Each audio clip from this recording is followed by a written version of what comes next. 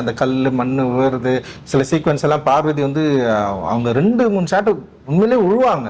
எனக்கு வந்து ரொம்ப அதிர்ச்சியா இருக்கும் அந்த பெரிய சீக்வன்ஸ். ஒன்னு வந்து எடுத்து நான் படத்துல வேற வைக்கல, நான் இவர்கிட்ட போன் பண்ணி சாரி வேற கேட்டேன். கஷ்டப்பட்டு எல்லார்ட்டையும் அடி வாங்கணும். அதுவும் எப்படி சொல்ற வந்துட்டு சார் கொஞ்சம் பிராக்டிஸ் பண்ணியாச்சு இல்ல கொஞ்சம் அப்படின்னா என்னன்னா நான் கிட்ட போய் நீ அடி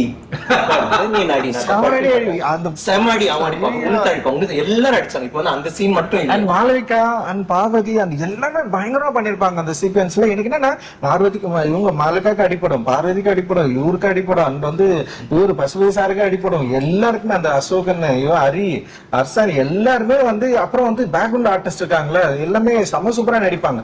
சும்மா அப்படி விழுந்தா உண்மையிலே விழுவாங்க. லைக் வந்து ஒரு மேல இருந்து அப்படி வந்து கல் வந்து விழுணுன்னா வந்து அது வந்து எவ்வளவு ரியலா பண்ண முடியும் அவ்வளவு பண்ணுவாங்க. அவ்வளவு பசங்க அவ்வளவு பொண்ணுங்க பயங்கர ஹார்ட் ஒர்க். எனக்கு இவ்வளவு ஒர்க் பண்றாங்கல்ல, இது வந்து எனக்கு வந்து ரொம்ப